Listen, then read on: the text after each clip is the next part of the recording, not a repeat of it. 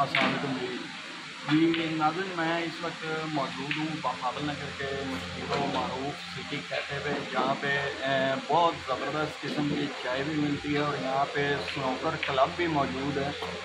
ये मेरे camera man अगर आपको दिखा सकें तो ये आप देख सकते हैं कि सबसे बड़ा स्नूकर क्लब है बहावल नगर का। यहाँ पे प्लेयर दिखाई दे रहे होंगे। एसी सर्विस है यहाँ पे, फुल ठंडा माहौल है, चाय भी यहाँ पे दस्तयाब है और सिगरेट वगैरह भी यहाँ पे अवेलेबल है। तमाम दोस्त जो भी बहादुर नगर से ताल्लुक़ रखते हैं और स्नूकर खेलने के शौकीन हैं, उनसे मेरी ये गुजारिश है कि एक बार जो है सिटी कैफ़े का विज़िट ज़रूर करें। यहाँ की एक तो लज़ीज़ किस्म की चाय भी आपको दस्तयाब है, आलू पराठा भी है और काफ़ी बेहतरीन किस्म का माहौल इस वक्त बहावल नगर के अंदर मौजूद है। तो तमाम दोस्तों से गुजारिश है कि सिटी कैफ़े पर स्नूकर खेलने वाले जो प्लेयर हैं बहावल नगर तहसील से ताल्लुक़ रखते हैं, वो सिटी कैफ़े का एक दफ़ा विज़िट ज़रूर करें।